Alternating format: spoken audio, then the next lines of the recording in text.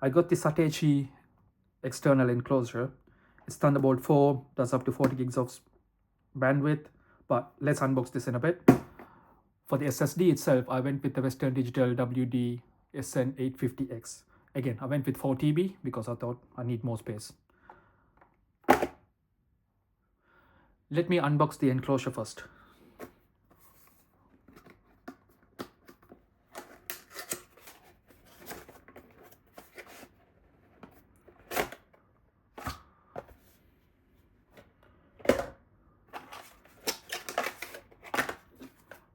This is the enclosure. It's quite lightweight. Comes with a plastic cover on it, which I don't think I'll be using because it looks very...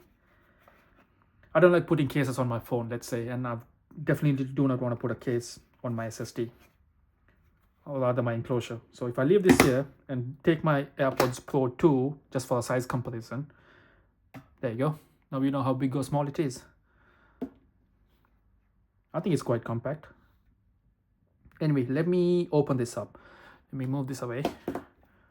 So to get rid of the plastic cover, I think you have to slide it away. There you go. To the other side as well. This is quite cold to the touch. It's cold here in the UK and it's like 8 degrees outside,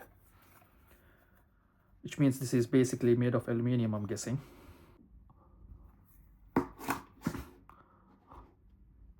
So that's the SSD without the case on, and here's the case I just removed.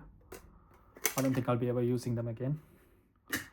And if I was to open the actual enclosure, which that's the USB-C port or the Thunderbolt 4 port, on this side you have a latch where you can open the enclosure. It says SSD, and then it's got an arrow to this side, so I'm guessing I'll have to pull this side or push this side to open it. Oops, there you go. And on the inside I've got a heatsink, and that's where the SSD should go, I'm guessing. Well, that's where it should go basically. I'm going to leave this here, and I just noticed on the box when I unboxed it, on the cardboard on the back of it, I get my Thunderbolt 4 cable, which is the included Thunderbolt 4 cable is quite short. It's like 6 inches, I think. If I was to bring this pen over here, there you go, little bit longer than the pen. But I actually wanted a shorter cable, to be honest, to start with at least. If I do want a longer cable, I'll probably end up buying something from Apple itself. A good quality braided cable, if you get me. But for now, this would do. And I actually would prefer something shorter because my external SSD, that one I've just, well, this one over here, it's not going to sit far away from my laptop. It's going to basically be plugged in when I need it. Now let me unbox the SSD itself.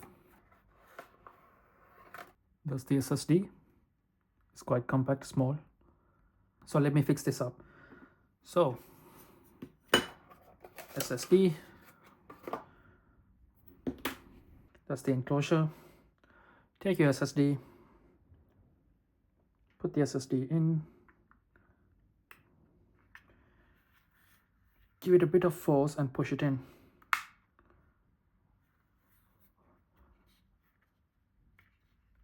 There you go.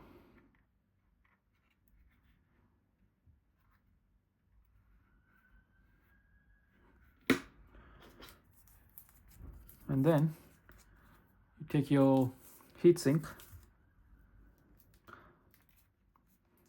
There are loads of reviews online that say you don't really need the heatsink, but I'm going to use it anyway. So that's the heatsink stuck to the back of the case. So if I just fix this up, that's it, I'm pretty much done. So if you look on the case over here, you could see a USB sign here and a button here basically, which tells you how to put this back on. So in here you have the USB-C on this side, and then you have the button on this side to open it and close it.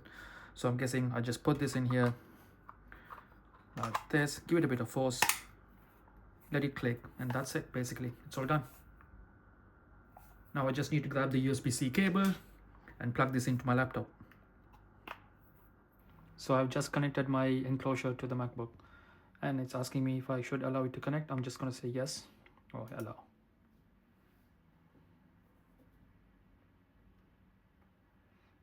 As expected, I'm just getting this message saying that it's not readable by this computer.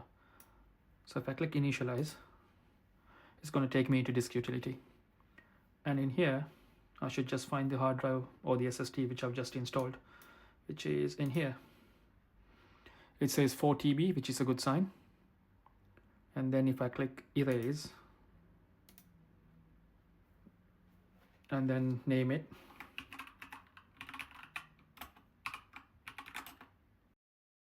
I'm just going to leave it as APFS because I only use MacBooks and I don't deal with Windows. And then if I erase it, it should erase it. And it's mounted it. So that's it. That's basically done. So now I have 4 TB of SSD, which is obviously a typo, so I'm just going to rename it. I meant SSD. There you go. So yeah, now that it's all done, let's do a speed check. It's getting around 3000 Mbps write, and it's getting around 3000 Mbps read, which is exactly what I expected, and that's great news. I'm going to be using this SSD for a couple of weeks and then probably do a proper video review as well. If you guys are interested, please do subscribe and let me know if you have any questions so I can include it in the review. Till then, thanks for watching.